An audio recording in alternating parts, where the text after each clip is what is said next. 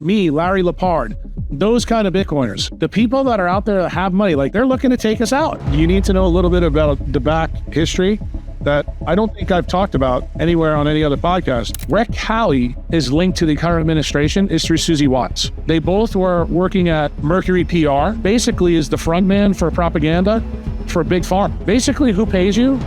You become their bitch. We're not playing games here. This is to the death. This is the biggest issue facing Maha now. It's not f***ing Fruit Loops. It's not red dye, but the messenger RNA job can drop you like Damar Hamlin, can end your career like JJ Watt.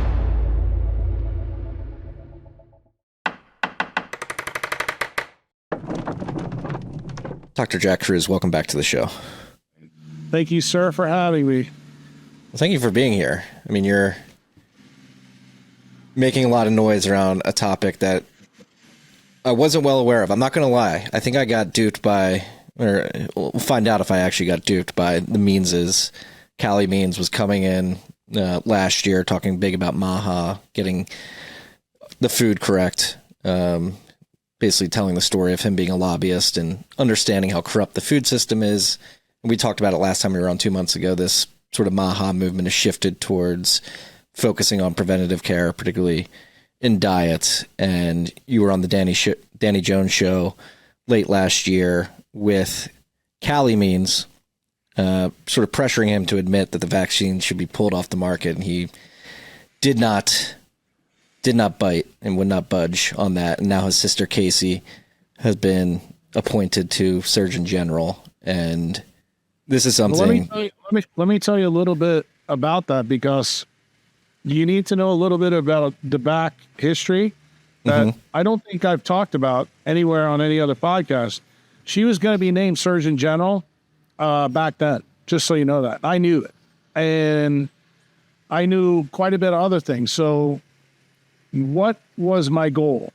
I knew that Callie and Casey were tied to big tech. They were tied specifically, which you'll be interested in, A16Z, the shitcoiners extraordinaire. And they were also tied to the World Economic Forum through the book deal. So my goal at that time, as part of the person that was big into Maha, and Marty, I don't know if you know this back part of the story. Maha begins not with Casey and Callie and Bobby Kennedy. It began with me, Bobby, and Rick Rubin on Rick's podcast the day that I told RFK Jr. that SV40 was in the Pfizer jabs. And that's when Bobby found out that I wrote the law for Bukele for a constitutional amendment for medical freedom. And he asked me to use 4 pages of the law. And Bukele cleared me to do that. And then Aaron Siri, who was Bobby's attorney and working with a lot of the stuff that Bobby does with vaccines and ICANN, Aaron contacted me. So just so you're clear, this is 2.5 years ago. This is a year previous to Casey and Callie coming on the scene. And I was always behind the scenes. I was not really interested in getting involved in the shit show. But when I saw these two show up, the way they showed up, and when I heard Callie actually say on a podcast that, he was the modus operandi of the Maha movement and he's the one that brought Bobby and Trump together, I said, that's where I draw a fucking line. I'm like, these guys, I know exactly what they're going to do. I see the game plan. They're going to use a shell game, and I needed to have proof. Before you can come out and be a savage, you got to have proof. So I hired 3 former Secret Service agents to actually do a very deep dive. We're talking about the kind of dive that you would get if you were going for a Supreme Court nomination. Okay, it cost me a lot of money. And why did I think it was important? Because, as as a Bitcoiner, you just saw the big scam that happened with Maya Parabou down in Suriname. That happened after. Well, when I hired these guys, when all of my research that I had done was confirmed by them, I said, okay, now we need to go on a podcast very publicly and we need to put Callie's feet to the fire. Why? Because I knew, and he did not know that I know this prior to the podcast, that his sister was going to be nominated for Surgeon General then. And because he didn't know, and you'll be able to confirm this, or the savages in your audience can confirm this with Danny Jones, do you know that Callie canceled the podcast to do it into February, right? Yeah, well, I think it was April of 25, because he didn't want to give anybody the time of day. So what did I start doing? I started posting some of the information back in November that I found, and the links to the Wojcicki's and the links to Bryn, the links to A16Z. I didn't give a ton of the information, but let's just put it this way.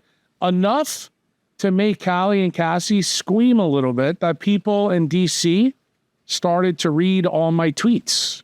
And then he called Danny up and said, Danny, I want to do this podcast immediately. And I knew the reason why, because I was baiting him to come so I could hit him with the big stuff. Why? Because you have to understand, these two kids are, tied to the Rockefellers. They're tied to the banking elite. They're tied to the World Economic Forum. Where Callie is linked to the current administration is through Susie Watts. They both were working at Mercury PR, and Mercury PR basically is the front man for propaganda for Big Pharma. And everybody knows that, but not everybody knew that Callie worked for them. And, the story that he sold all you guys, how he fooled you, and I consider you a smart guy, a savage. It's not shocking how he fooled you, because he said as a lobbyist, basically who pays you, you become their bitch, to be quite honest. And you'll say things that will make sense. Everybody in creation who's going to watch your podcast knows that all the things that Casey and Callie have said have been said literally for 30, 40, 50 years, going all the way back to probably Ansel Keys about diet and exercise. Everybody fucking knows that. It's not new. They just decided to repackage it up. And then they actually got in Bobby's ear about it. And when I released all the stuff, did Bobby know what I had? Yeah, he knew. And did the people in DC all their antennas up about this issue? Who was most pissed off with Uncle Jack back then? Susie fucking Wiles. Why? Because those two are her babies that were going to be the amber that Susie, Cassidy, Big Pharma were going to place around Bobby Kennedy once he got confirmed. And that's why, for the savages that are listening to this podcast, you go back and look at Nicole's tweet from, I guess it was about 4 or 5 days ago, that this didn't make sense. Why? Because I gave the data directly to the people in DC behind the scenes of what was really going on. And because it was so explosive, that's the reason Susie had to not give the job to Casey Means. She had to wait till the heat died down. So they elevated Jeanette, and Jeanette basically she's a good soldier for Trump, for the MAGA people, her being on Fox, and she took shit, for her role. But the thing that the savages need to know, the shit hit the fan with her because she was also pro-vax. Well, you have to remember, Susie, Mercury, the WEF, made sure that they crafted Callie and Casey over 2 years prior to this so that you would never realize that they were just like Jeanette. Why? Because they had all the fancy propaganda around them. And the person that was the book agent for Good Energy, believe it or not, was one of Klaus Schwab's book agents.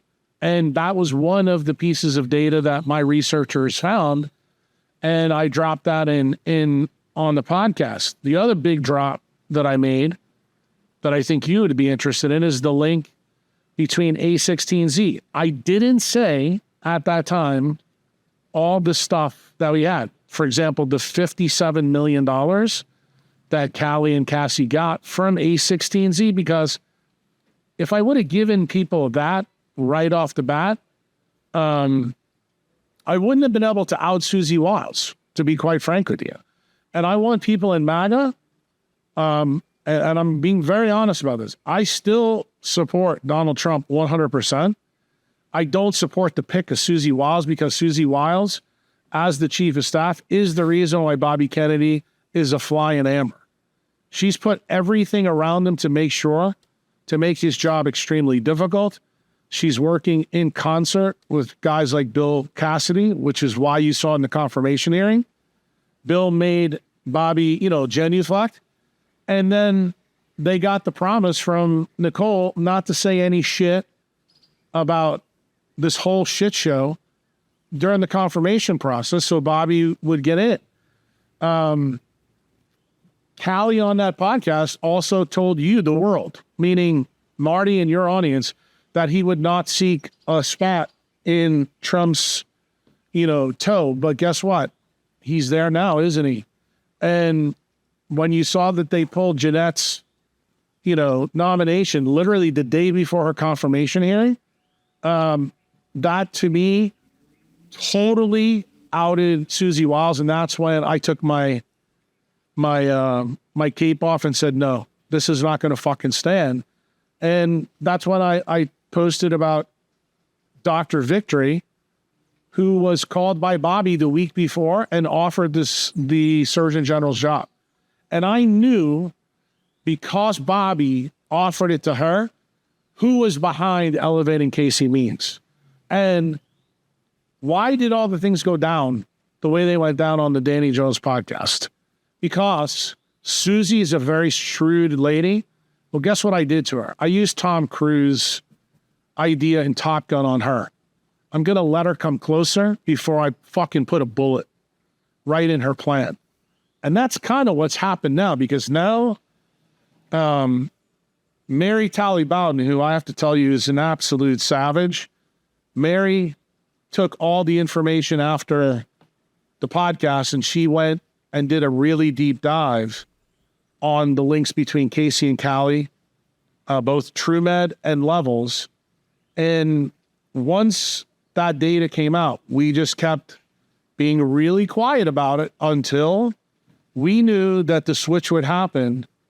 And Mary didn't say a word on any of this, just like I didn't. I was waiting for the shoe to drop with Jeanette. And then when we started to hear the shoe was going to drop, that's when Mary wrote a pretty interesting post on April 22nd, showing people the links between what TrueMed, Casey, and Callie really were about. This is the big tech bros behind A16Z. That $57 million payment was what's the payoff? If you actually go look at the deck, which, any Bitcoiner can do, you're going to be like, how would A16Z give somebody who doesn't even have the ability to practice medicine that kind of money? Well, when you see what Callie is doing with TrueMed, they're figuring out a way to get this new craze with all the supplement sellers, the food gurus, the other scammers that all of you don't know about in the food and exercise space, the red lights, the whole fucking shebang. Callie's company will operate so that you can use those in tax-deferred accounts, and that is the way they hope to get paid off. And if you put the Surgeon General in, and these guys are linked together, all of a sudden you begin to see how the deck begins to make some sense, because if you use HSAs, FSA accounts to take advantages, this is a part of the United States right now, United States healthcare and centralized medicine, that's not used at all. And their goal is to get cold plunge systems, vitamins, supplements, health tech gadgets, all that bullshit through. And what is TrueMed really all about? If you really want to boil it down, they basically write letters to the appropriate people to try to get these things through as qualified medical expenses. And if you look at who is sponsors, Tucker Carlson, Joe Rogan, all the big podcasters that had Callie on, these are all the people that are their sponsors. It gets even worse.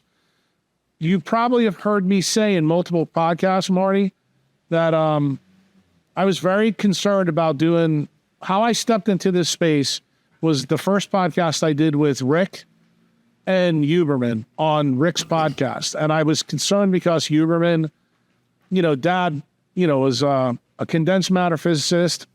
Huberman being at Stanford, knowing where Callie and Casey are based out of Harvard and Stanford, which are definitely tied to all the things that I've uncovered about MK Ultra, the Stanford Research Institute, and the Brain Health Initiative. I was concerned that this could be dangerous for me to go do there. When I got in there, I realized that it wasn't that dangerous because Huberman really was a dope, but the interesting things that I uncovered in the deep dive with the three investigators is that Huberman was actually involved in this whole rigmarole with TrueMed and Casey, and that's the reason why he's come out pretty hard since she got nominated through a company called 8 Sleep. And one of the other guys that I give tons of shit to on the internet is Peter Attia, who's another guy who's got an MD that didn't finish his fucking residency. And he is totally influencing this whole shit show. And it turns out that this company called 8 Sleep is where Huberman and Attia and a guy named Chris Walker, they're part of this whole thing. And who else is part of this, grift that's getting ready to come? If these people, these Fabians get inside the gates, we've got the CEO of HIMSS. And that, you may know, there's a lot of Bitcoiners out there that have problems with their hair being lost. And these guys, you can go do an online questionnaire and they send you these drugs like finasteride to your house. And guess what can happen? You can get horrible HPA damage, which is effectively a TBI that becomes really difficult to overcome. But this whole model of all these grifters, influencers, this will all be paid for. Their goal is through these HSA and FSA accounts. And the reason why they're hardly used at all right now, Marty, they've been on the books for a long time. But when you consider, let's sell the message about food and exercise, and then we can sell through this channel, all of these companies are going to stand to make fucking huge money on the backside of this whole thing. And guess who's behind the whole grift? This is not going to surprise you at all, but A16Z is the funder. And from our time in Bitcoin, what do we call them? We call them shitcoiners. And we call them shitcoiners for a reason. And let's be also very blatantly obvious with the audience, because I think this, and I think we need to talk about it in this opening monologue. A16Z, they do own Bitcoin, so they technically are Bitcoiners, but they're also the biggest shitcoiner out there, and they spent a lot of money getting Trump elected. In fact, many of the things that happen, with Trump and Bobby speaking at Bitcoin Nashville are tied to those links. So let's not lie. And it's very clear that the guy that's running some of the scam inside the administration now for the shitcoiners is Sachs and Lummis. I mean, that's why these guys have a seat at the table. Why? Because they paid for it. They got Trump elected. But who pushed Trump over the finish line? It's the Maha moms, okay? Trump does not win without the Maha moms getting Bobby to join forces. And what was Bobby told right around this Bitcoin Nashville time? That he would have free and unfettered, clear shot to truly change the health. And guess what? Uncle Jack was sitting behind the scenes. And just so you know, I sat with Sam Parker in fucking Nashville with my Kennedy hat on while Trump spoke. Why? Because I wasn't a Trump guy. But I said to myself, guess what? If Trump's serious and he's going to let Bobby run the show, going to run the game, then fuck it, I'm in. Bobby and Nicole told me to vote for fucking Trump. So guess what? I did. Because I was told that Maha was going to be unfettered. Guess what I wasn't told? I wasn't told that Susie Wiles would be the one putting the amber all around the Maha movement. But guess what? Marty, you know that I'm a neurosurgeon, right? I'm not a dumb fuck. That Danny Jones podcast was done as my nuclear weapon for fucking Susie Wiles. And now, here we are. Now, we have Politico picking up the story. Why? Because there's a lot more to this grift story and who's involved in it. In fact, I'm going to tell you, anybody who clapped their hands for Casey Means, if you're a Bitcoiner, know that those are not doctors you should be trusting. Why? They're fucking shitcoiners. That's exactly what they are. They're going to continue to push their food and exercise narrative. Why? So they can make huge amounts of money through this link between the Surgeon General and Callie Means. And they're going to have an insight to it. And you just saw Politico literally yesterday post a recorded phone call. What did Callie say? He basically told one of his competitors exactly that I'll use my leverage inside of Washington, D.C. to fucking put you out of business. So, since you're a big Bitcoiner and you have a huge Bitcoin audience, and they may not know what's going on this Maha side. They may not know what's going on the MAGA side, because I know most Bitcoiners also voted for Trump too. I want to be clear. I'm not anti-Trump. I don't think Trump fucking had anything to do with this. You want to know the truth? I think this is fucking Susie Wiles. But guess what? Trump is loyal to Susie. Why? Because she did get him elected when it was not clear he was going to get elected. But who got him elected was the shitcoiner money from A16Z and all their compatriots and the Maha mobs. So now we have the shitcoiners against the real people in Maha. That's actually what's really going on. And I think that the savages in Bitcoin need to understand that we don't trust fucking anybody. We verify. So when people ask me, why did I go spend all that money to verify the truth? It's the same fucking reason I did the same thing with Maya Parabou when she told everybody she's running for president. I went to fucking Suriname on my own dime and found out, is it true or not? Because if it is, great, I will talk about it. But if we're being scammed, which a lot of Bitcoiners were, then we have a duty to speak up. Why? Because that's what our tribe's about. We may not like each other. We may not get along, but the bottom line is we're about the truth. And I hate to say this, sometimes to get to the truth, you have to go through the fucking mud to get it. And that's kind of what's happened. Listen, freaks, I know you're tired of me talking about Fold, but I'm going to beat the drum. I'm going to beat the dead horse. If you're a Bitcoiner living in the United States and you're not using Fold, I'm just going to ask one question. What are you doing? You're leaving sats on the table. They've got gift cards. They've got their debit card. You can use your credit card. Just connect your credit card to the Fold app. Use the Fold app to pay off your credit card, and you're going to stack your credit card points and Bitcoin as well. They even teamed up with Crowd Health to give their members Fold Plus membership at no cost. Don't leave sats on the table. Go sign up for Fold today. Go to tftc.io/fold.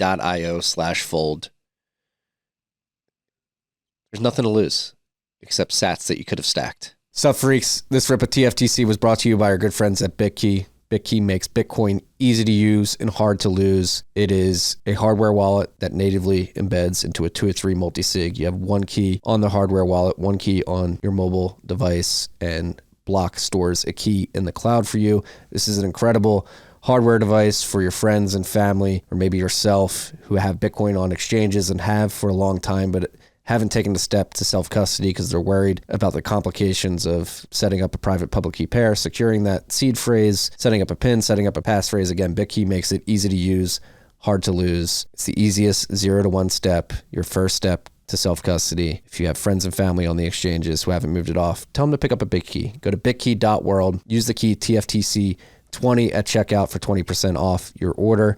That's bitkey.world, code TFTC20. No, it's all discombobulating, right? Because it does seem like there's the potential for a Manchurian candidate at the Surgeon General level. And that's why I reached out, because I saw Nicole's tweet from the end of last week, and that stood out to me because she vehemently, like you said, like the Maha moms are the reason that RFK got RFK Jr. got elected. And I think as it pertains to Bitcoiners, one of the things that means the most, I won't speak broadly for everybody, but for many Bitcoiners, myself included, is this whole vaccine on the childhood schedule and the mRNA COVID vaccine just being out there. Hey, look, you got most of you guys are young. You're having kids. You know, I'm a boomer. I'm not young. I'm not fucking having kids, but my kids are having kids. And here's the point. People ask me all the time, why am I so fucking pedal to the metal about this? 25,000 kids a month, Marty, are getting popped with this vaccine. Just so you know, since Trump has been elected, 3 million doses have been given to children. Okay? So when you hear Marty McCrory come out, you hear Casey and Callie, nobody talking about this. Pam Bondi not arresting anybody. We don't see any of these fuckers, the architects that put this together. Nothing has happened. And everybody says, well, why can you just give them time because they're playing 5D chess? What about the fucking kids that are getting popped? Yeah. Like we had Mary on. Issue. We had Mary on last month. And that's the thing, like huge shout out to Mary Talley Bowden. I mean, what she's going through. She's a savage. The fact that she's able to do this research and put a lot of energy and focus into this particular topic while she's got everything going on with the Texas Medical Board is something that people should really laud, because she's out there, and that's like from the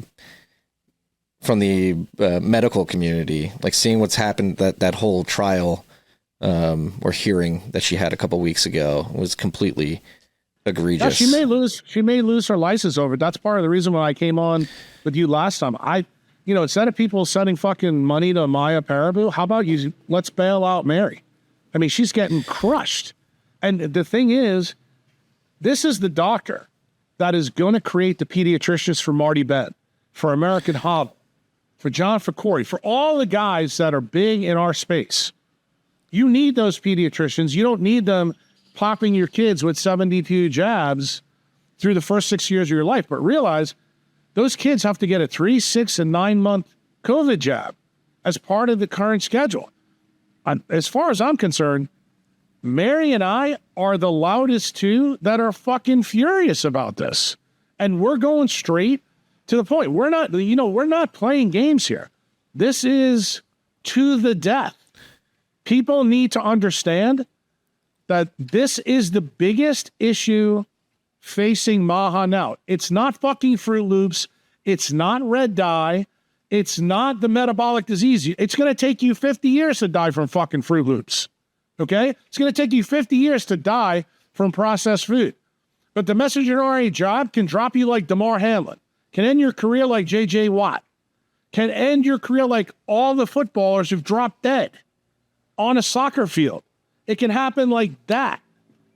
And there's so many people that are injured. We're talking about the deaths. How about the people that are injured on X that we see all the time? And they're not supposed to have a voice. We're not supposed to say anything because Susie Wiles is the best fucking lobbyist for Big Pharma? Sorry, bro. That's not the way this operates. Well, do you think that's the intent, is to create this amber, distract people, and hope that they forget about the mRNA and just keep it on the schedule? You know what it is? It's propaganda. I mean, think about it. I've gotten into discussions with Hodl behind the scenes about Edward Bernay's book in 1921, propaganda. People forget that Joseph Goebbels used that book. Look, propaganda is extremely powerful.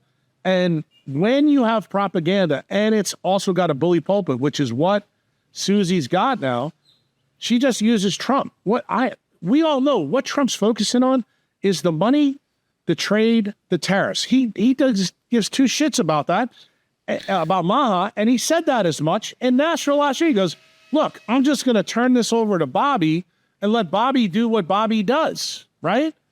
Well, has Susie Wiles done that? No. She's done everything possible.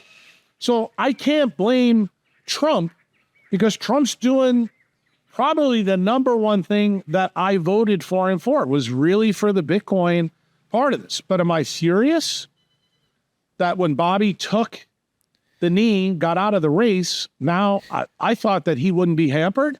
Not only is he hampered, but Nicole Shanahan has been completely iced out by Susie Wiles, if you want to know the truth. And she can't really say anything except the bully pulpit that she's got left from being Bobby's VP. I mean, I have not talked to Nicole about this, but I have no problem saying this. If I was in Nicole's shoes, I would be so fucking furious with Bobby, because basically Bobby and Susie have used Nicole as a bank account for the campaign. And let's face it, Nicole has got some serious skin in this game. Why? She's got a baby with fucking autism. And, you know what happened with Bobby, the first test case. I call it the Wiles-Cassidy test case in Texas with the MMR nonsense. People forget. What's Nicole's story with Echo? The injection she got that changed her life and the autism showed up was the MMR jab. So don't think that these fuckers aren't that nefarious, because they are. And the problem is nobody wants to talk about it out in the open. And I just think this is fair game for Bitcoiners, because all of us, like, if we, during the time that Trump was getting elected, we all knew that the shitcoiners like Hawkinson and all that were putting their money in. They were trying to get leverage with Loomis. We saw the bullshit with the bill coming out. Oh, it's not just going to be Bitcoin only. It's going to have all the shit coins in it as well. I mean, dude, we know where that came from. It came from their money that they poured in to MAGA. So they have a seat at the table. We don't know how it's going to end. Marty, this story is no different on the Maha side. It's exactly the same, that Big Pharma has huge muscle. Their huge muscle inside the White House is Susie Wiles. And Susie Wiles' frontmen in her band are Casey and Callie. Why? Because they're polished lobbyists. And Casey is the polished person from Big Tech, from Stanford. And then Callie has carved his teeth against the food lobby and working for Coca-Cola. It was the perfect cover to set this big psyops that's going on now in Maha. And Bobby has to run a very tight ship. He has to kiss Cassidy's ass. You can actually see, how bad is this? Everybody in Louisiana, and I can tell you because I have a clinic there, we're spending money to get Cassidy out of the Senate right now. Well, guess what? The person that Susie and the RNC are pushing to take Cassidy's seat is fucking worse than Cassidy. Okay? So when you want to know how deep the level of corruption goes to, keep this bioweapons program in place for Big Pharma, dude, it goes deep. And right now, the target, we can't let any more Fabians into Washington, D.C. that are already there. Like Marty McCarry, as far as I'm concerned, he's dirty as fuck. But I understand why he was picked. The only guy right now that I can tell you I felt really good about was Weldon and Jay Bhattacharya. Those two guys I have vetted. They're good people. Weldon got fucking X'd. Now we got Jay still in. Do I still have hope for Bobby? Yes. But Bobby can't tell you the truth, Marty. He can't tell you what I'm telling you on this podcast. Because if he does, not only that, it may not just be fired. He may be taken out like his uncle or his father. That's how serious this game is. And that's how serious Big Pharma is about keeping this. And remember, Big Pharma is just the drug dealer. Who's the ultimate player here? Department of Defense and DARPA. That's who did all the gain-of-function research. That's where this goes. This is that big a deal. We're talking about corruption inside the gates of Washington, D.C., inside the Pentagon. And Big Pharma is running the game. They're paying for this with the huge amounts of money they've made. And they're empowering Susie Wiles to do what it does. These means people are the small potatoes. But guess what, Marty? This is how you take the deep state apart. How you get up to the doors of DARPA and the DOD is to wake up the fucking savages out there. We got to slay the sacred cows. Like, when you got guys out there that are Bitcoiners that are fucking telling you it's about food and exercise, realize, because that's a half-truth, they're part of the fucking problem too. The influencers are part of the problem. And I know that's not a popular take, but I'm sorry, I don't give a fuck. I'm interested in making sure that if Marty has any more babies, Hodl has any more babies,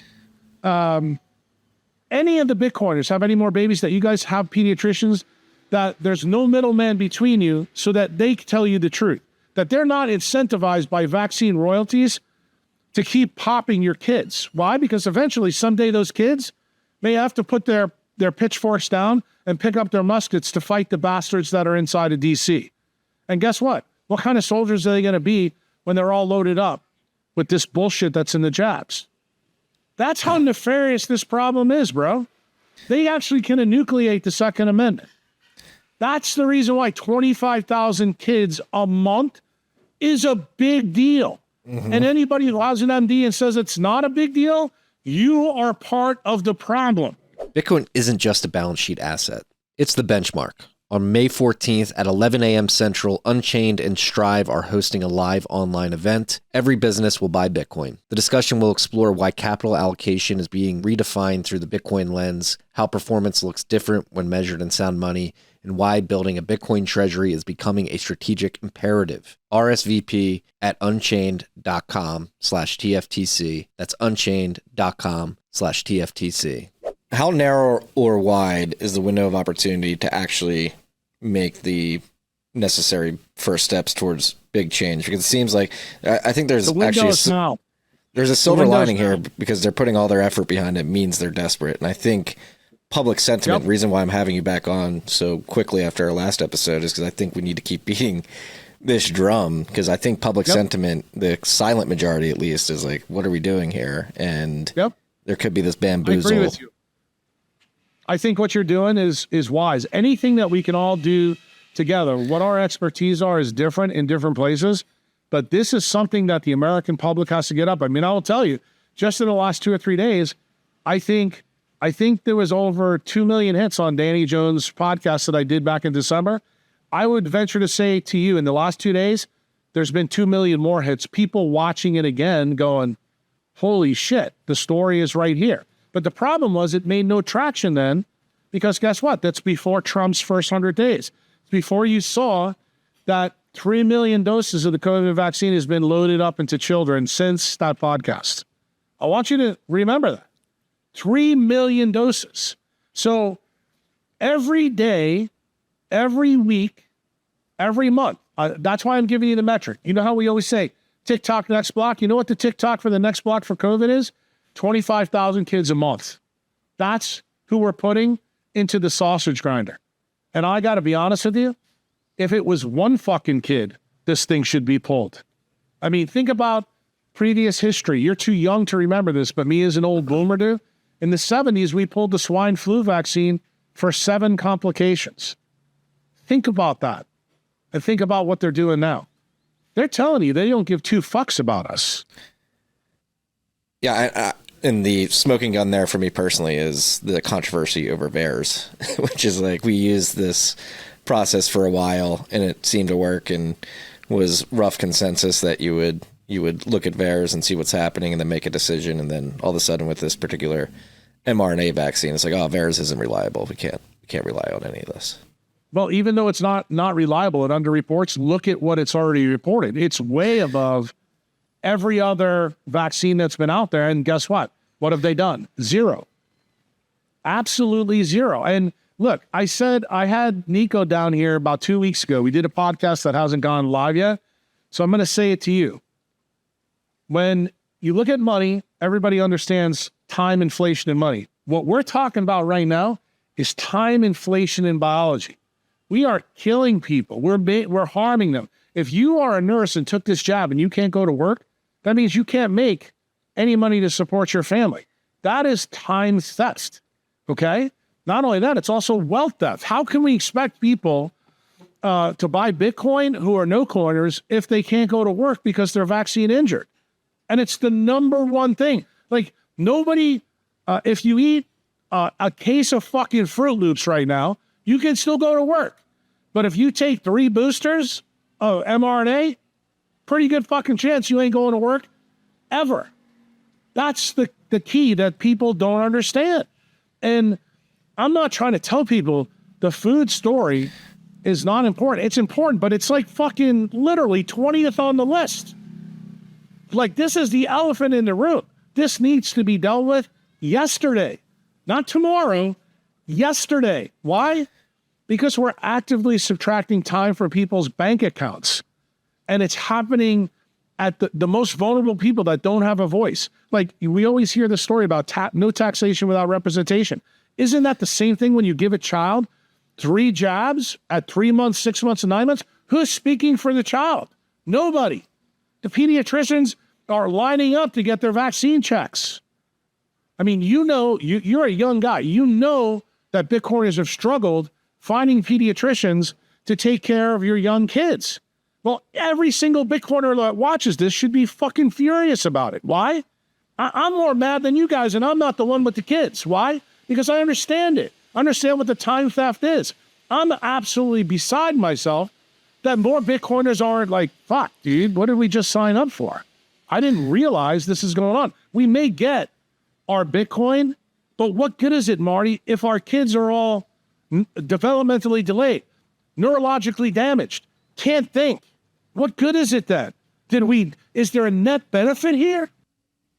No, we're lucky in Austin, Texas to have a good network of private pediatricians that are Bitcoiners as well, which is good. But no, I've got my 3rd kid on the way, and it's like, are you going to try? Like, obviously, I know better than to let them do it, but how many parents out there, obviously the 25,000 kids a day is like, there's at least that many parents out there just sort of going with the flow, trusting the doctors. And this gets to this whole pay to play on the vaccine side of things is incredibly insidious and seems like an obvious conflict of interest that should be addressed.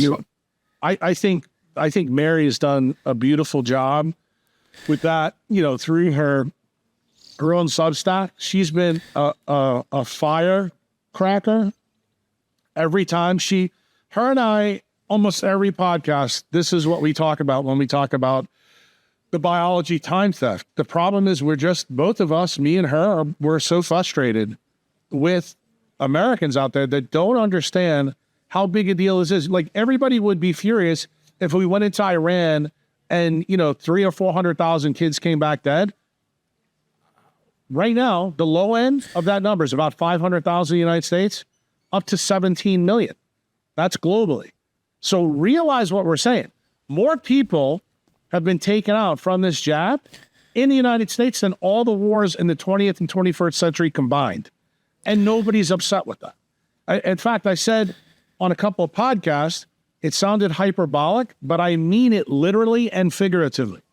That if you listen to the advice of the Colombian drug cartel versus what Fauci et al., the science said, you would get better advice from the Colombian drug cartel. Why? The number of deaths from cocaine, fentanyl, and drug overdose was less than it was during the COVID times. How do you like that? That should be a shocking revelation to everybody. But guess what we're still talking about? Fruit Loops, red dye number 5. And you want to hear the ultimate irony, Marty? Do you know that Cali used to protect Pfizer and all the people that sold the opiates in the beginning? So he knows the game. He clearly knows the game. And he's playing us all for fools again. Yeah. And I think there's a ton of people out there who may have their doubts, but they're a bit apprehensive to make the jump to fully on board with this, because they obscure the data, right? Like, we've had Ed Dowd on quite a few times over the last 3 or 4 years now. At this point, he's jumped into the data, whether it's disabilities, life insurance claims, life expectancy, excess deaths, and the data's there, but they do a good job of saying it wasn't the jab, it was COVID, right. And people sort of say, all right, they're telling me it was that, so I'm gonna believe them, and maybe it's not the jab. But it's like, they're and I think Kevin McKernan, I think we talked about this 2 months ago, but bears repeating, like the test, or the paper, the preprint out of Japan that showed that the types of cancers that emerged post 2021 when the jab rolled out completely changed, and they changed to areas of the body where the mRNA vaccine was congregating. And then they ripped that preprint out. And so it's like, oh, they're telling you that's fake news, but the data's there. Like, the distribution of cancer types changed dramatically in Japan in that one study. And it just so happens to be in the area where the vaccine sort of sets in the body. Correct. I mean, look, the data is everywhere you look. The problem is, if you're not willing to pick up the stone to look, it's the same argument that we have with normies with Bitcoin. Absolutely the same thing. If you're not willing to do the work and look at the data that's going, like, I get so frustrated with people. I was like, how much more data do we need? And not only that, like Ed Dowd and another guy named John Bedoin, he's got coding data. We're talking about data of the highest level. Like, you don't even need a PhD researcher with John's data. It's blatantly obvious through hospital systems. And the hospitals didn't know what John was doing. He actually collected unbelievable data that should get every savage out there. And when Ed talked about all the stuff with insurance claims, going through the roof, like, that should really resonate with Bitcoiners. Why? Because you're seeing monetary ties to time theft. That's exactly what his data says. And I don't know, like, I guess as a doctor, Marty, I'm kind of really frustrated that I think that we have done better work exposing this fraud than anybody in Bitcoin has done exposing the fraud of money. And the crazy thing that you said a little while ago is that, okay, well, they've explained this away, we'll believe them. We don't believe them anything about money, so why the hell would you ever believe them anything about the science? Yeah. And the other thing is, like, COVID doesn't seem that bad anymore. Like, why do you need a vaccine against it? Like, you hear people getting COVID. It's like, I had a sore throat for a couple of days. It's like, is this something that necessitates a vaccine? That's a common sense argument. But the thing is, there's no common sense about anything centralized medicine does around vaccines. That's the whole point. And remember, the emergency use authorization, in order to make the vaccine legal, it has to be by law on the childhood schedule. And here's the bigger, you want to hear bigger common sense thing? Kids never got sick from that, even when the shit show was going on. So why in the hell would you ever vaccinate a child to give him that risk? The risk-benefit ratio is so upside down, and it's clear that the incentives are driving the outcomes. But my belief is that the reason the government's really doing it is because this is where the bioweapons program is based. And this is why they're not going to give up on it. This is actually how they're going to get long-term compliance. That's the game that's really going on here. When I told a couple of people, in fact, I said this, and I know it got back to Luke Groman. He got very, very reticent about what I said. I said, dude, they're tapering the Ponzi scheme. I said it on Danny's podcast, and I mean that. The people that are out there that have money, like me, Larry Lepard, those kind of Bitcoiners, they're looking to take us out. And if they take us out, what happens? Money comes back to the Treasury. They don't have to pay us out on Social Security. That's another way to deal with the debt burden, the $37 trillion in debt. If you want to know the truth, that's what Trump's main problem is now. He's got to figure out how to refinance $27 trillion in debt in the next 18 months. That's what the whole tariff game's about. That's where his focus is.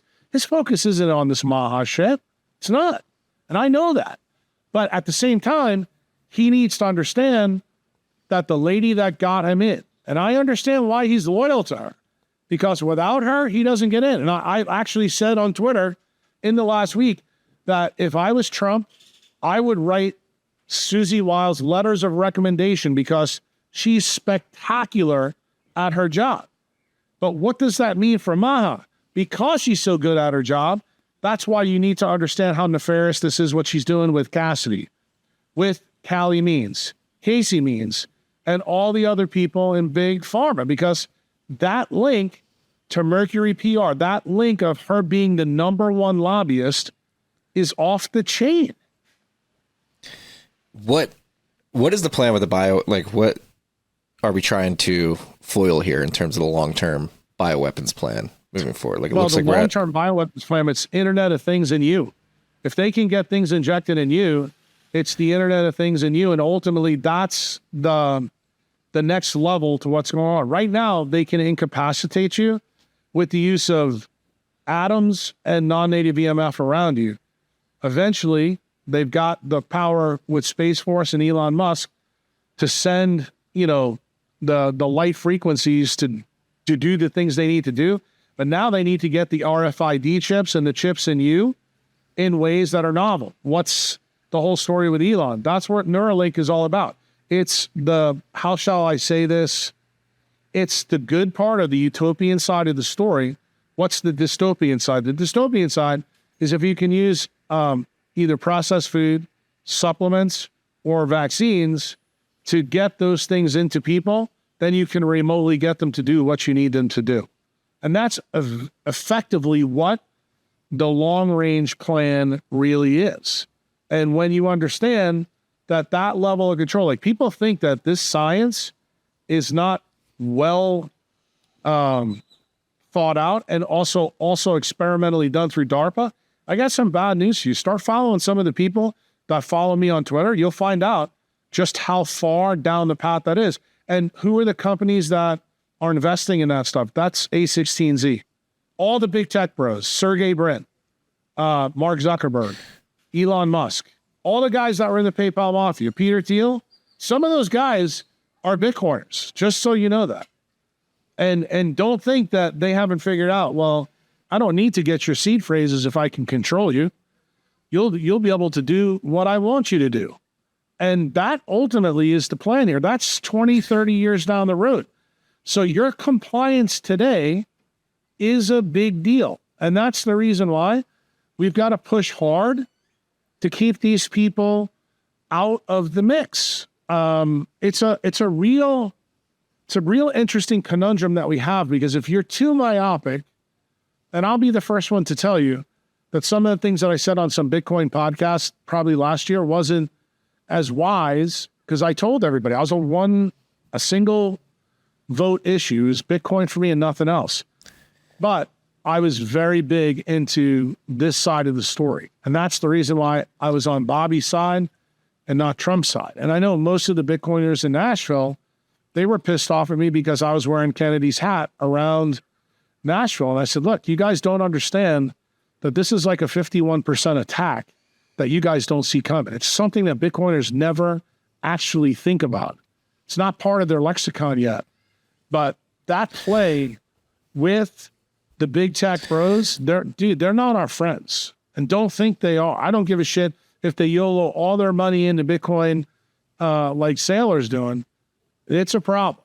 It's a big problem, and it's a problem maybe not for Marty or Jack in the next 5 or 10 years, but it's definitely going to be a problem for Marty's kids and my kids, 15, 20, 30 years down the road, because effectively if we rebuild a feudalist system and medieval system that allows these people to be controlled, it brings you right back to Plato's allegory of the cave, where you're not interested in leaving as long as they give you Circus Maximus, as long as they give you the NFL draft, Starbucks, all the things that you're, used to being addicted to, then you're not going to realize that you are actually the slave in the cave, and you'll play by the rules that they see fit.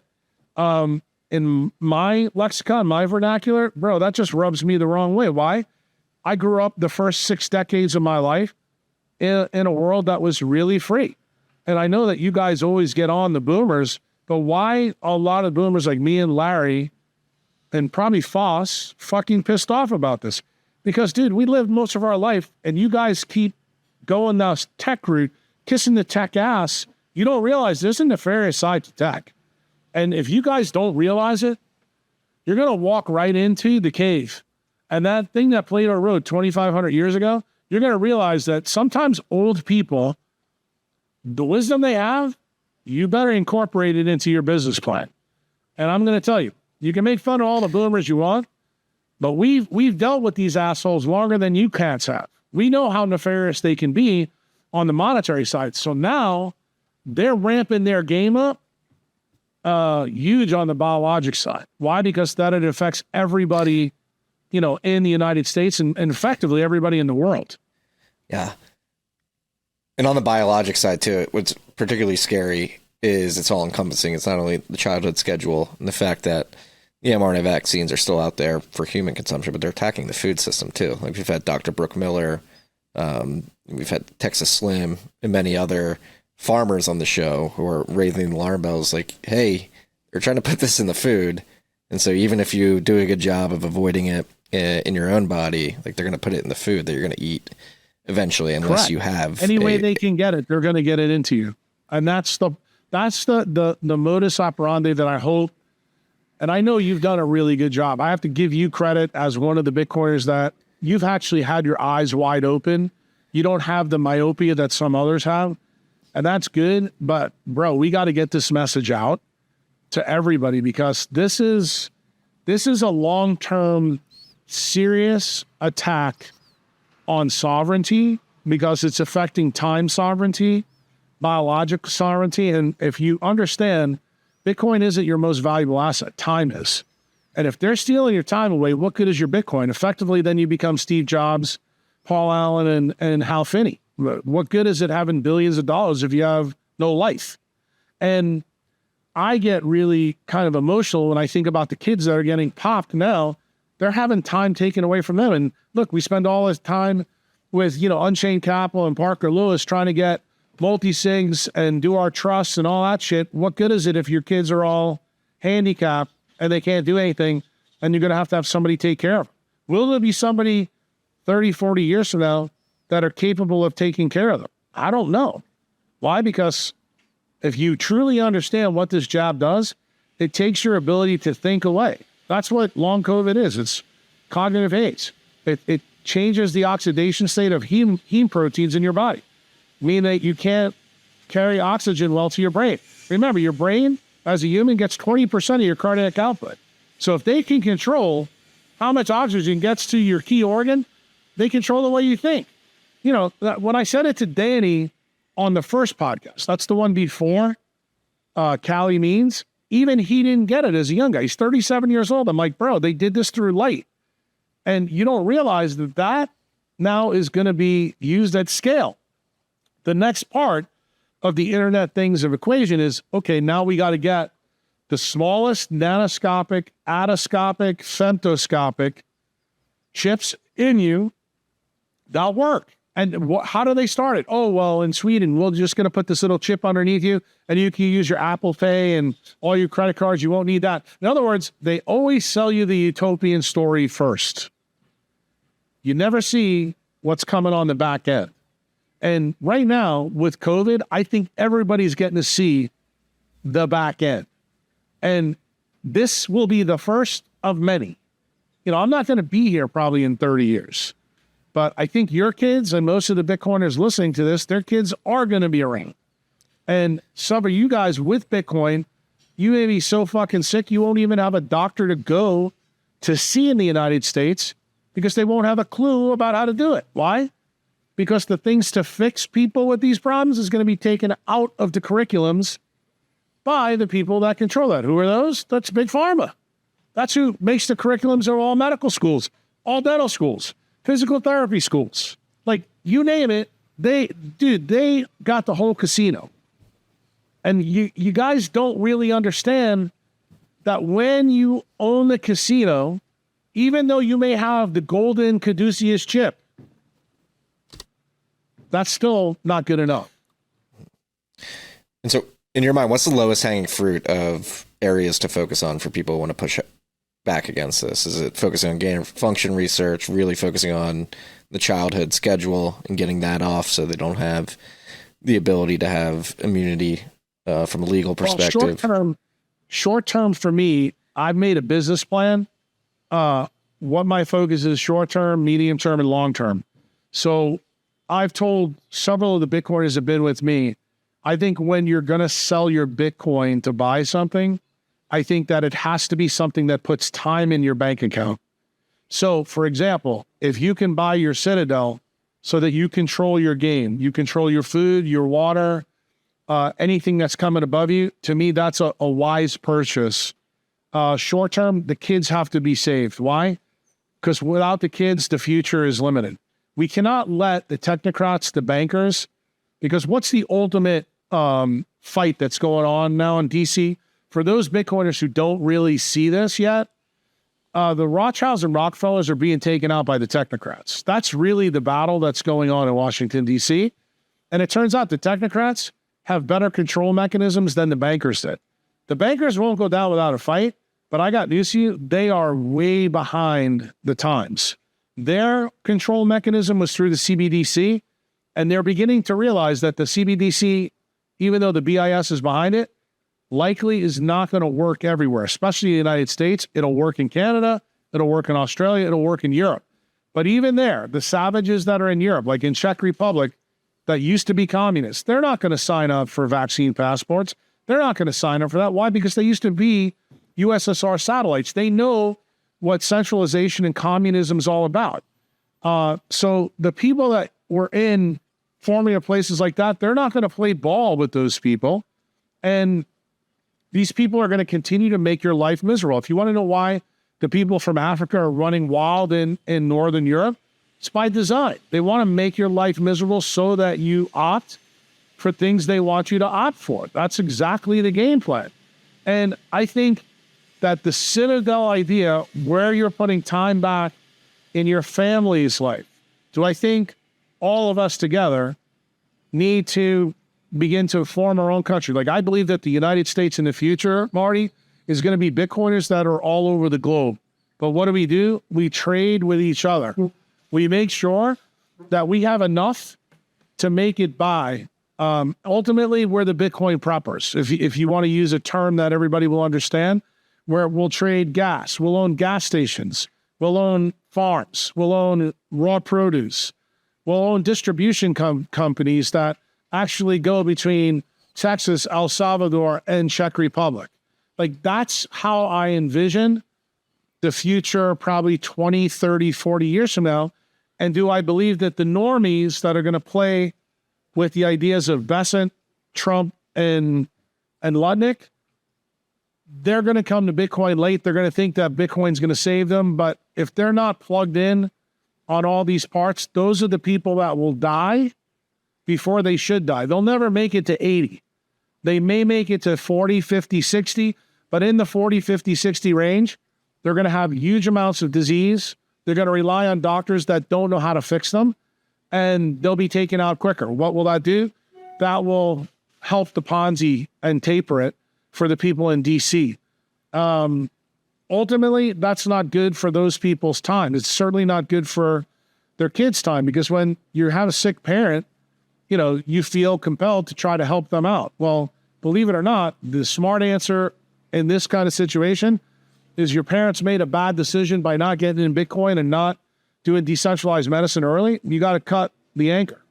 Your people are going to have to make that decision at some point in the next 20 years, and especially when they've been loaded. In fact, if you really listen carefully to what I said at the end of the Cali Means podcast, when I got him to admit that he took the jab and his sister took the jab, I said, well, we know what happened to your mother, that she got a disease that was not a metabolic disease, and she died in 13 days.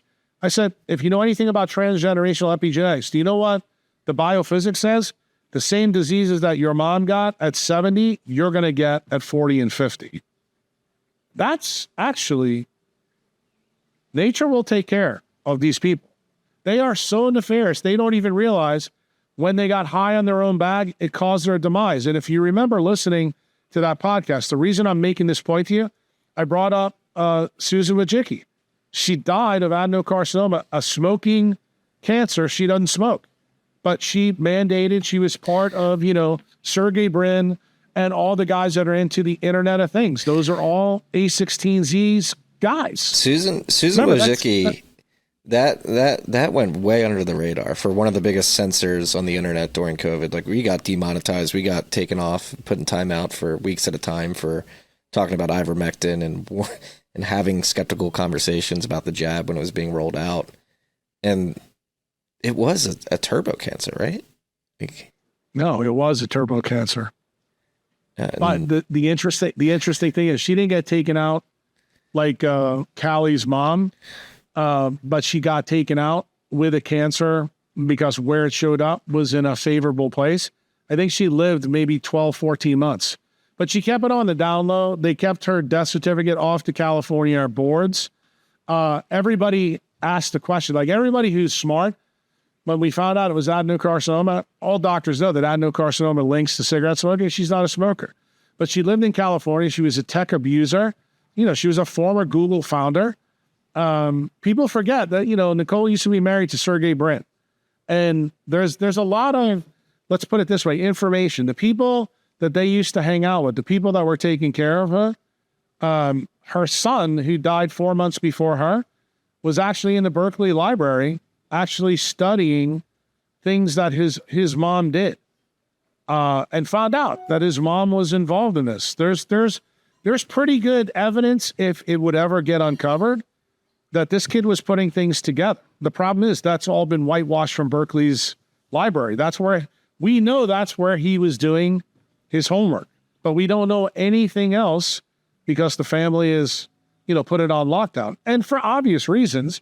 And I think the point that I want to make to people is that these people have a plan in place. This plan in place is just like the WHO and the British royalty. They've been ruling for 1,200 years, since the Magna Carta. They play the long game. These people in big tech industry, they're playing the long game too. They don't need to have this. Even losing Casey as the Surgeon General is not a big loss. Why? Because they have other cards they can play. I just explained to you what's happening with Cassidy in Louisiana. Well, they got somebody right behind them that is an exact duplicate. Just doesn't have the pedigree, won't have the connections when they get to DC, but that's actually better for the big tech guys. Why? Because then they can program her when she gets in. So once you understand the machine and the casino and how they beat you, it's pretty simple. Do not play their game. In other words, unplug from that matrix, unplug from the centralized healthcare matrix, unplug from the centralized monetary system. Bitcoiners all got the message about the money. I need y'all to get the message about something else. And the way you do that is, I think, you decentralize your life. You get a true citadel. Be in a place where you can make it and you can stay away from the nonsense. Like the stuff that's going on right now in the UK, this should make everybody's head spin. Like the stuff that's going on in Canada. Like if you're Canadian and really think, like, I'd love to hear what Jeff Booth really thinks about what just happened. Because anybody who's a Bitcoiner that thinks staying in Canada is a wise choice, I'm sorry, I can't listen to your opinion anymore. I just can't, because it doesn't make any sense. Mark Carney's such an egregious plant. He is. When you look at his history. Well, he's a total Fabian. And that is my whole point. Americans don't even know who the Fabians are. And the sad part is, the thing I like to tell people, the easiest way is look to see what their link is to Big Pharma. Another way is to see if they have an APAC handler. That's how you know you're dealing with a Fabian. And you have to realize Fabians are all about one thing, one world government. They're about one control. That's the World Economic Forum game. And if you understand what time theft is functionally, I couldn't say it better than Klaus Schwab said it himself.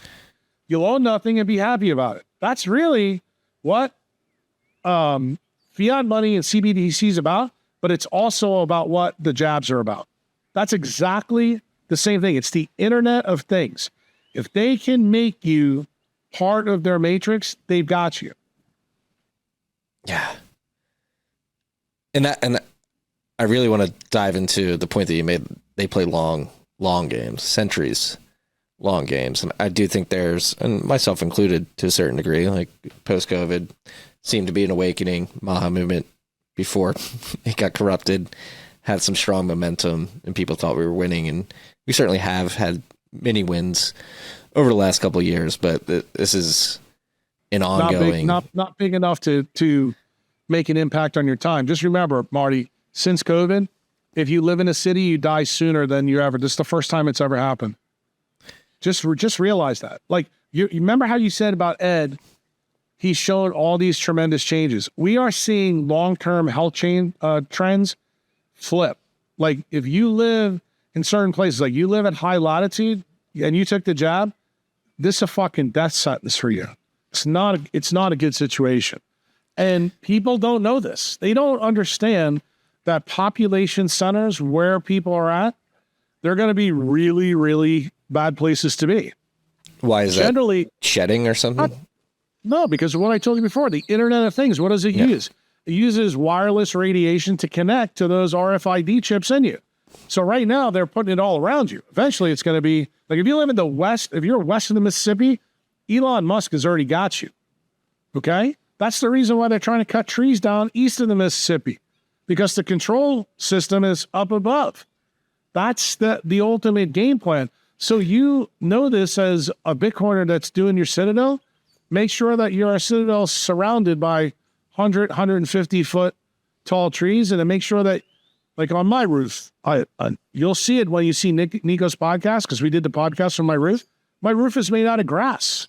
I actually have, I'll show it to you, steel beams, right, with teak wood, and on top of that is a whole lawn of grass up there. Why? Because that blocks electromagnetic radiation. That's what it does. And the more greenery you put around it, like if you could see the work that's going on my house right now, I am actually planning for 10, 15, 20 years down the road, Marty. Why? Uncle Jack may be dead, but guess what? I got a 24-year-old daughter. I got a 31-year-old son. Like, this is the Citadel, okay? And am I building it that way with the trees that you see around me? Yes. The pool, that's a cold plunge pool. Look at the size of it, okay? All my water comes directly from the volcano. It's all deuterium depleted. None of this shit was cheap, but guess what? Bitcoin made it happen. And to me, you know, when I listen to the guys that are on Preston's podcast or someone else's tell me, oh, well, you shouldn't spend money on that. I think it's better that I spend money on this stuff than a Lamborghini. Why? Because this ultimately may put time back in my family's bank account. And to me, that's what matters. Doesn't mean that my kids are going to do it. Just like, you know, your family, I'm sure there's people in your family that you've talked to blue in the face for 10 years about Bitcoin and they still don't get it. Well, guess what? Those are the people that are going to be in the other part. That's why I always tell people, and it infuriates them when I say it, as a decentralized doctor, I take care of my tribe. If you're not in my tribe, I'm not concerned about you. Like if you're a shitcoiner, I've said this to so many Bitcoiners and they look at me like I'm mad. Bitcoiners need shitcoiners. You know why? We're the predator, they're the prey. That's the key. And that's the lesson from nature.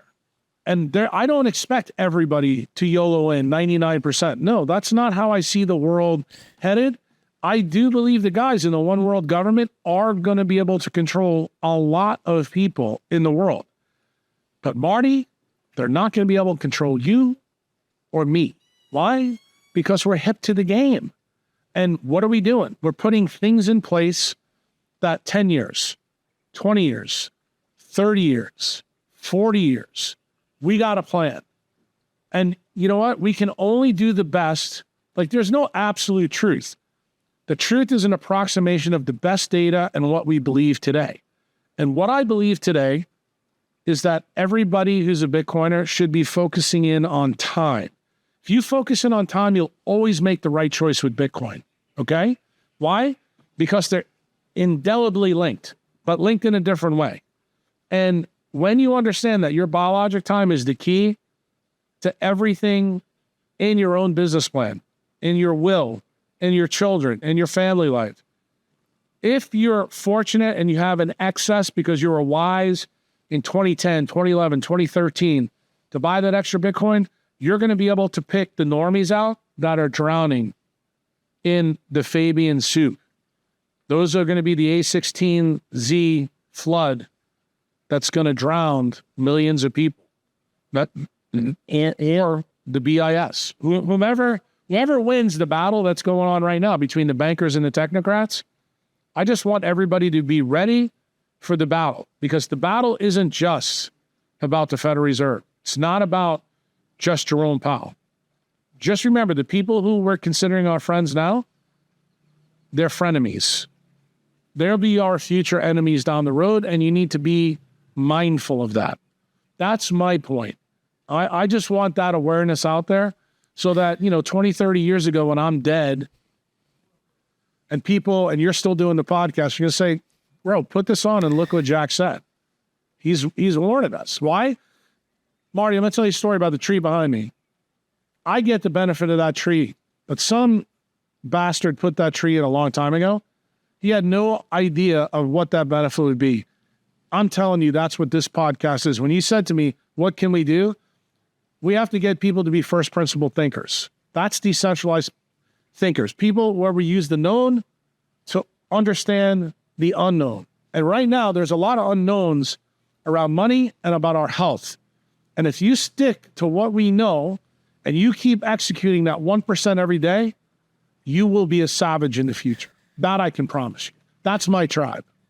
I think that's one of the most important points to make. Is it can all seem overwhelming and overbearing at times, but just making a 1% improvement, whether it's every day, every week, every month, just trying to get better, decentralize your life, whether that's your money, your health, and your mental health too. Like, getting to your point about different areas of control, the BIS, they have the CBDC, the Big Pharma, they have their gain of function driven vaccines that they're giving, but then like big tech, like the algos. I'm not sure if you picked up on this in the last couple of weeks, but here in the States, like the algos really driving this racial tension. It's just you can't go on the For You feed without seeing some sort of attempt to divide the races here in the United States. Yeah, I mean, you got to remember, they're going to do whatever they can to control us. And the thing is, people ask me all the time when we talk about stuff like this, am I a pessimist? I'm not. I'm optimistic. Why? Because Marty and I can come on. I mean, there's a chasm between us. He's not a boomer. I'm a boomer. And when I hear Bitcoiners out there try to make that chasm, it's the same thing with what they're trying to do between the races. Just realize, I have wisdom that you don't have. You have wisdom that I don't have. What's the best thing to do? Is to sit down and do a podcast together and share it. Why? Because you don't throw the baby out with the bathwater when you're a first principle thinker. You may say, Jack is an asshole, but what he's saying right here, this is actually kind of important. And then there's going to be other times where, Jeff Booth's a really nice guy, but I can't fucking believe he still lives in Canada. That to me is completely incongruent. Doesn't make any sense at all. The point that I'm trying to make is take the stuff that's the first principle stuff, the knowns, build your life around that. Then all of a sudden, the things that everybody was worried about may not be such a big deal down the road. And then when you know that you're on the right path, you have a duty to come on podcasts like this and tell other savages how you did it, why you did it, and that you can do it too. This is not, you don't have to be a brain surgeon to do this. You don't have to be a billionaire Bitcoiner to do this. All you have to do is to be a first principle savage thinker. And that means if you have only $100 to put into Bitcoin right now, that's good. That's a perfect place for you to start. But I want you to be a savage. Why? Because someday down the road, all the people who are no coiners, they're going to make that $100.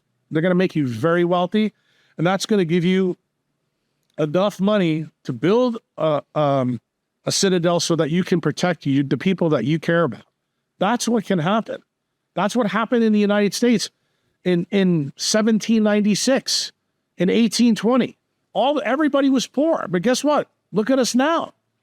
It changed, and things have a way of changing, and people don't understand that time relativity is a big deal. Not only is it your most valuable asset, but the way things can change can happen on a dime. Everybody in Bitcoin knows that because you can go from 69,000 to 105,000 in a matter of a year. It can happen. We know it. Like when people tell you at the Thanksgiving table this coming November that this can't happen, you know that you're talking to an idiot. Now you get to decide, do I want to keep engaging this idiot? What I do is I don't talk to those people. And then they get mad at me and they say, well, why don't you want to educate me? But you're on Twitter educating. I said, dude, if I'm going to dance with you, you got to move your feet. If you're not willing to move your feet mentally, I don't want to talk to you. I don't want to waste my time. My time is valuable. Savages want to hear this information. I'm not interested in talking to the non-savages, just like I'm not interested in talking to food gurus, exercise gurus who want to talk about Fruit Loops and, the ketogenic diet and, fucking food dyes. No, I want the Messenger RNA platform removed so that children aren't being harmed immediately. Yeah, well, on that point, before we wrap up, I've got to jump at the top of the hour, but on that point, what would signal to you that we're moving in the right direction as it pertains to Maha at the federal government level? if by the end of this year, everybody in unison realized the mRNA platform is bad news and it's gone. That to me is, I almost hate to say this, Marty, because it goes against my grain. I would tell you the biggest win is to get rid of the mRNA platform even before any of the Bitcoin stuff. And it kills me to say that, because if you would have talked to me 6 months ago, I would have said the other way around, because I would have thought it was a given that Bobby was going to get rid of this right away. Now I don't see it as a given. In fact, I think it's the biggest thing. And because children, time is being subtracted, I think it's so fucking disingenuous to come on a podcast and tell you, oh no, you need to buy Bitcoin, forget about all that other shit. No, because Bitcoin is worthless if you have no time. And I think that you can argue with me, but if you want to get into that debate, I'll chew you up like a baby seal. Yeah. And Dr. J, I can't pronounce his last name. Bhattacharya. He's on top. He's said things publicly. He's a good dude. He's a really good dude. No, I've talked to him offline. I don't mess with him at all, because he is now the guardian of science. Like, he's the guy that I need to start getting all these PhDs once I get their head out of their asses with food and exercise and they start studying light. I just did a podcast with one of the big gastroenterologists about the microbiome. And she's working in the autism space. She's got huge grants. Did a 2-hour podcast with a PhD about that. You go listen to that podcast, Marty. This is why Jay's important, because what Dr. Sabine Hazen is going to do in the future is going to save your children, Marty. Okay? And when people look at me and they're like, Jack, I don't get your game in this, bro. I've always been about destroying centralized medicine and building decentralized medicine. And what am I doing? I'm playing the long game like the big tech bros and the WEF guys are doing, except I'm doing it for your time bank accounts. Thank you for reminding. I have to catch up with Dr. Sabine, because I had an example of this in the last week. Family member of mine who's probably taken the mRNA jab, gut problems like infection, and I had to send information that Dr. Sabine's been surfacing over the last couple of years. So that's what people don't realize. It literally attacks your gut biome, destroys all that. Yeah. Well, it's one of the things, it attacks it in a lot of different ways. But I would encourage people, like, after they hear this podcast, go listen to the one I did with Sabine Hazen and Alexis Jasmine. You know, I've been trying to get Alexis as a PhD out of the metabolic phase. You know, she trained at Princeton. That's the best metabolic lab in the world, just so you know that. She now understands how important light is and a lot of the things that you and I talked about in this podcast.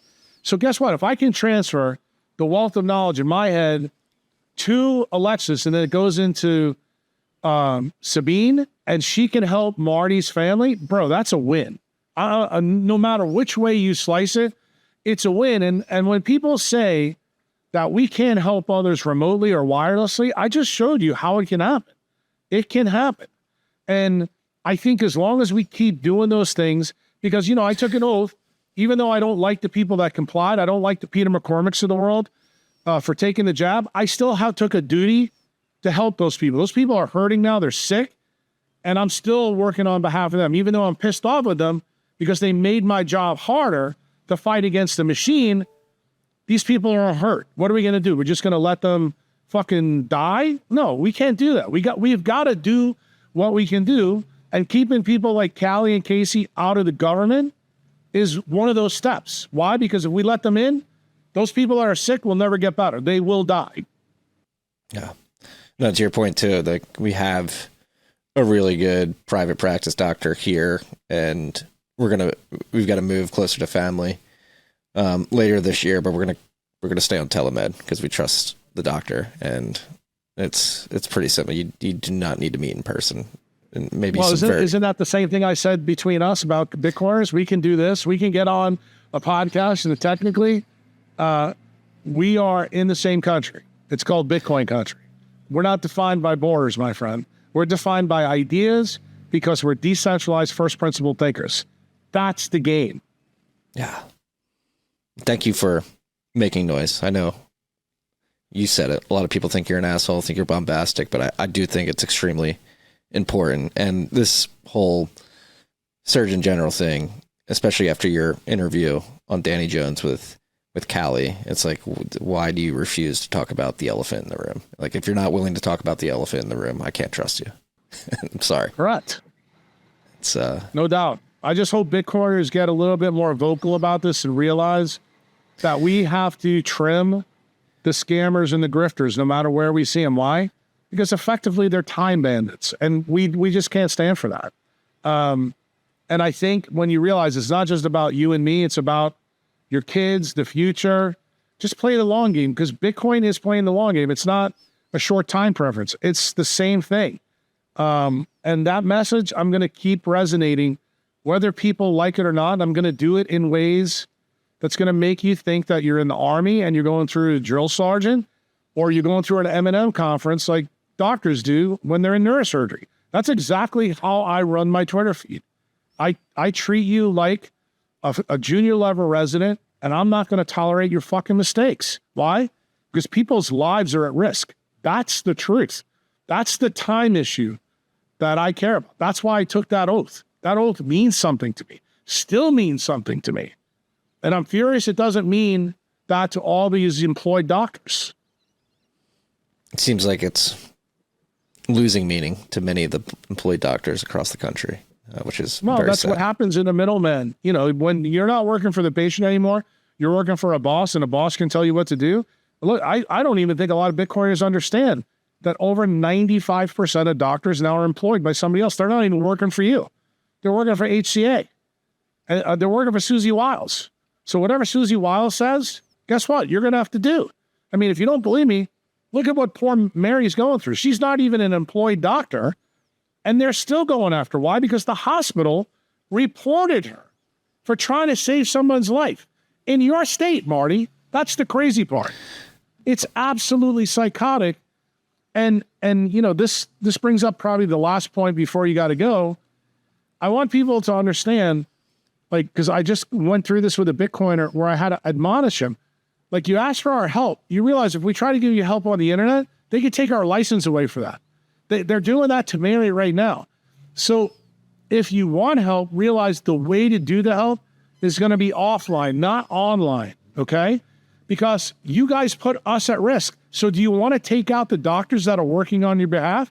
I mean, if Mary gets taken offline in Texas, you just lost a Library of Alexandria for treating post-COVID injured patients. That's not what you want to do. You want to foster people like Mary and the doctors that are getting cover because she's fighting the battle she's fighting. That's the reason why I love her. She is an absolute Wolverine for your time bank account. All of you need to start realizing that. Guys that are out there like Neil Stone, you guys should absolutely take him to the woodshed. Every single Bitcoiner should absolutely go after him.